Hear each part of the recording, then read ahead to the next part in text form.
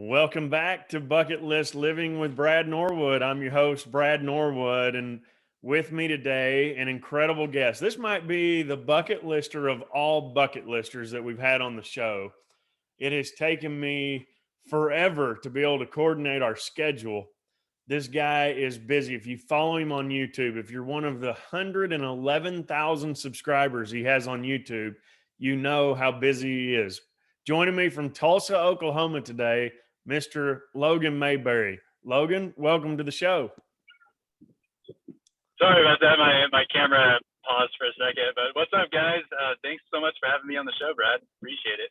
It's great to have you on. I know we've tried to coordinate for a long time, and since I began bucket list coaching, Logan, you were one of the first people that came to my mind, that because you have accomplished something that's might not be listed on everybody's bucket list, but when they hear about what you did, they go, whoa, yeah, that would be something to put on a bucket list.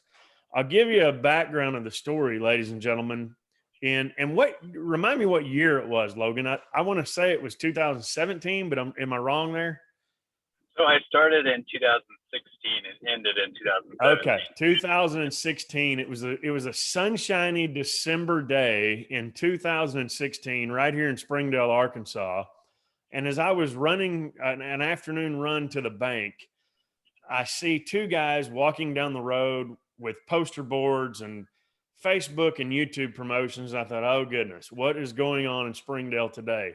It was later that afternoon at a Christmas happy hour. The two guys sat at Buffalo Wild Wings and shared the story.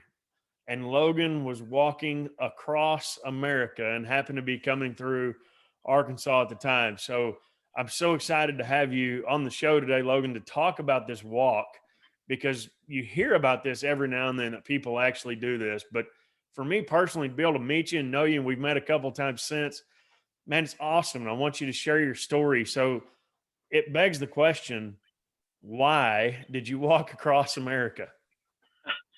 Well, that's a really good question, Brad. So I was living in Los Angeles, kind of just like, I felt like my life was going in circles, and I was working a whole lot. And this guy that I had met on set of like a Doritos commercial, he reached out to me one day and was like, hey, are you in town? Are you going to be in town for a few months? I was like, yeah, of course.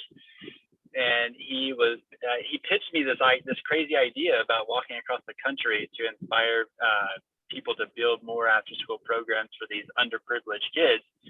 I was like, interesting, really interesting. Well, he pitched this idea to me, and then eventually asked me to come with him. I'm like, dude, there's just like no way I could ever do something like that. But what's interesting is when I was like 16 years old, I met this Ryan guy. He walked through my rural community in Missouri, and he was also walking across the country from, I think he was going from San Francisco to Washington, D.C. And I met him, and I was like, man, this is like so inspiring. Like, I didn't realize people actually did this. This is like a real life Forrest Gump here. And he grew out this really long beard, and it was just really cool because when you're on his Facebook, you can see how he looked before the trip, and he just looked like a freaking homeless person now. But anyways, yeah, I was really inspired by it. And then this guy that I barely knew pitched this idea to me, and that's the first thing I thought of when he asked me. I was like, man, I know it's possible, and it's definitely something I would consider. With a stranger, I don't know. I don't know. Well, about a week later, he went ahead and started, and I had this really crazy dream where I'm basically on my deathbed, and I'm looking back at my life. I'm dead. I'm looking back at my life at all of these opportunities that arose, different types of opportunities, whether it be like jobs, friendships, different types of relationships. And in the dream, I could see myself making excuses. Not only was it stuff that has already happened in my life, but I got to see all of the futuristic opportunities that I said no to, and I made excuses.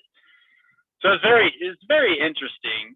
But so I wake up and I'm like sweating because at the very end of the dream, Kurt comes to me and he was like, "Hey, I want to walk across America with you." And I was like, interesting. And of course, in the dream, I made up an excuse, basically what I told him originally, like, "Hey, I can't do this. I got bills and whatnot," like the average excuse, of course. And so I go back to sleep, and I have the exact same dream again, but this time I'm laying on my deathbed, dead, and I'm getting to basically have all those other opportunities I said no to, and I got to see how it played out with the stuff that I've said no to already, and the stuff in the like futuristic stuff. And of course, at the very end of the dream, Kurt came to me. He was like, "Hey, let's walk across America," and I said, "Okay, let's do it." And for like the last like 15 seconds of the dream, it was almost like a movie trailer of how I imagined what it would be like to walk across America. And I woke up and I was so dang excited that I went into my job and I told them that I quit, and and I wouldn't be back for a really long time, basically.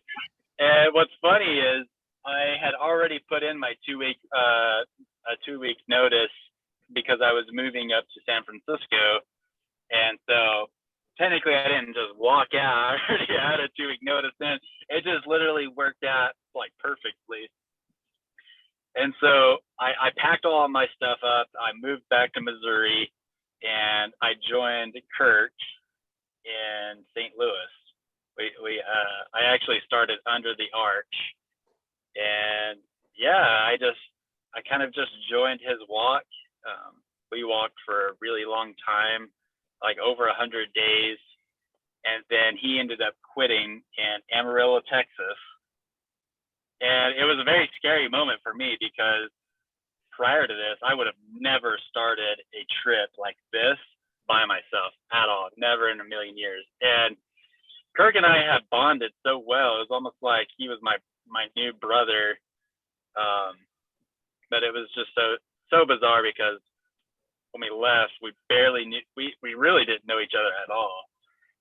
And by the time he quit, we were like pretty close, really close. I mean, shared the same tent close. So yeah, you bond really easily when you're doing something like that with someone. So yeah, but anyways, so we were in Amarillo, Texas, and I had no idea that Kirk was, struggling, because he always told me to, be very like excited and happy and only talk about the good stuff when we're on Facebook. And I was always like, I don't know, man. Like, I feel like we should definitely be real and let people know what it's really like to walk across the country, not just all this good stuff. Yeah. Because I feel like that's how you're going to be able to connect with the audience. Well, when he quit, like kind of cold turkey out of nowhere, I was surprised, like for sure, and the audience I think was really surprised as well, because all of these news articles were always labeling me as the camera guy that kind of just joined Kurt. Yeah. And now it's just the camera guy walking, and I ended up walking all the way to almost Flagstaff, Arizona. And man, it was just so intense walking through that desert for months. I mean, I was out in the desert for like 2.5 months by myself.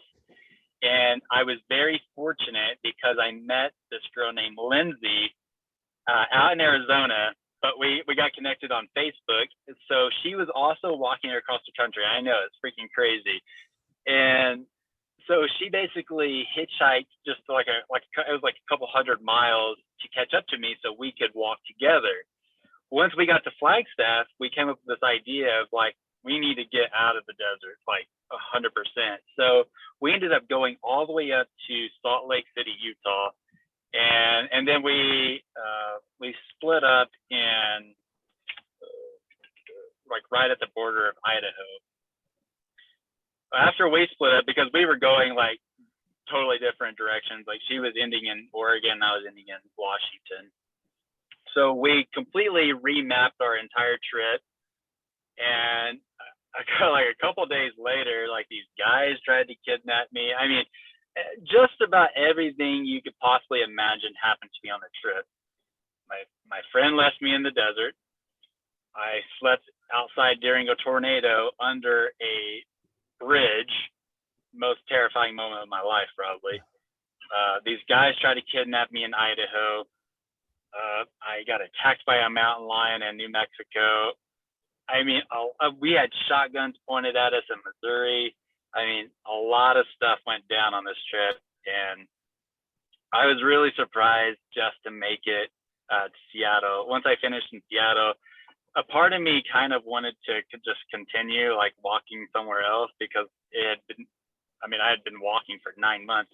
I would imagine it's the feeling of stopping something like that is like when you go to the military and you're like overseas and that's all you do. You eat, sleep, breathe that stuff for like so many months. And then when you come back to civilian world, it's just a lot of people can't really cope with that transition. And that's how I felt. Like I felt like it was almost like a depressing feeling. Like I just wanted to continue walking. Yeah. It sounds crazy. So how many months did it take you from the time you started under the arch till the time you ended in Washington? How many consecutive days and months did you walk? So I was out there for 254 days, 9 months. Wow. Yeah. 254 days. And you saw it all. Did before you left, I mean, did you prepare for the mountain lion attacks, people having guns, being held at gunpoint, any of that? I No, mean, man, did you carry any protection at all?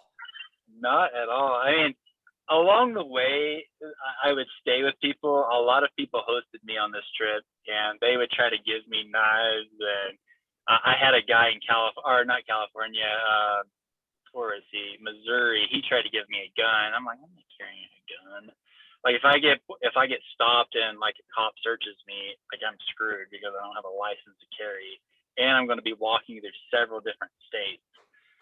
And you'd be surprised how many times I got pulled over, and the cops like searched like I had everything in like a jogging stroller, and so I mean I look like a crazy person, like for sure. We both look like crazy people.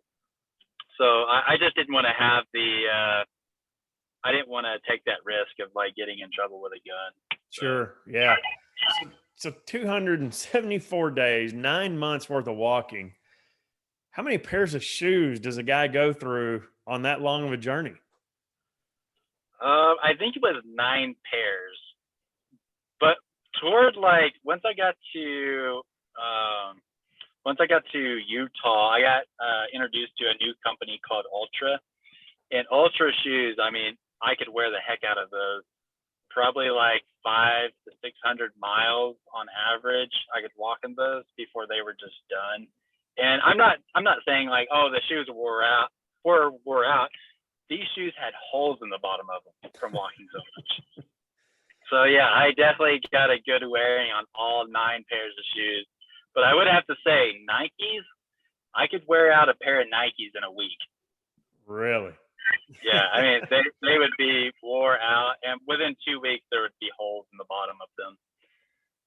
Yeah. How many miles per day would you walk? In the beginning, okay, so this is the really crazy part. I didn't do any preparation for this at all. I just left. So in the beginning, we were averaging anywhere from like 10 to 15 miles a day. Every great once in a while, we would do like a 20 miler, but I would say on average, when I was walking with Kirk, it was between like 10 and 15 miles. When he quit, I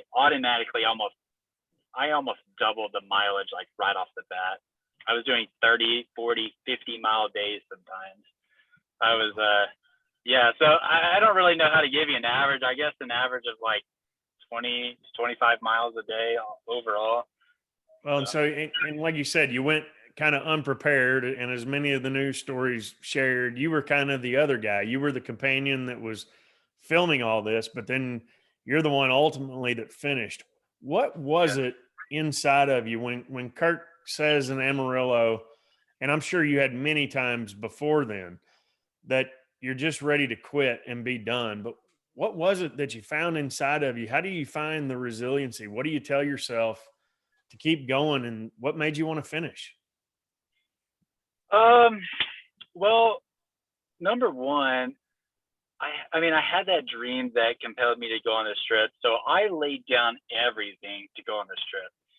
And it did take me a while and a lot of thinking about if I should continue or not. But I couldn't my ego couldn't allow me to just stop and quit and give up. I just couldn't do it. And I was part of a Facebook group where other people are like that walk across country, and I've read stories about people that like paused their walk and then picked it up like a couple of years later, and it just didn't seem like something I would ever do again. So I had that mindset of if I'm going to do it, I'm going to do it now, and I'm going to continue going no matter what happens. Just like I continued going after that kidnapping attempt, just like I continued going after I'd walked and like 60 to 80-mile-an-hour winds for like 3 days straight. I mean, I really put myself through some really challenging moments on that trip. And I would always look back on those days. And I was thinking, like, if I can get through that, I can get through anything. And that's going to be my motivation to continue going from that point. Yeah, that's really cool. So, is that the hardest thing? Is walking across America the hardest thing you've ever done? No, that is not the hardest thing I've ever done. So last year, me and my girlfriend Natalie, we set a world record for the longest distance ever traveled on e-bikes, and we did it during COVID-19 pandemic, and that was the hardest thing I've ever done in my entire life. 100% hands down. You would think a walk across country would be harder, but no, that bicycle trip was way more difficult. Number one, we're on e-bikes and we're taking some of the most rural routes in the country. Two, we're setting a world record. Obviously, it's going to be difficult. And number three, we were doing it through COVID. So everything is shut down. You can't use bathrooms anywhere. You can't shower. There's no hotels available. All of the people are weird, so no one's hosting you. So you're doing a lot of camping, a lot. I mean, we would go like 2 to 3 weeks just camping before like we would like, but we were very fortunate to have a connection where we could like shower at like truck stops. So if it wasn't for like truck stops, I don't know what we would have done. I really don't. It would have been very, very, very challenging for sure.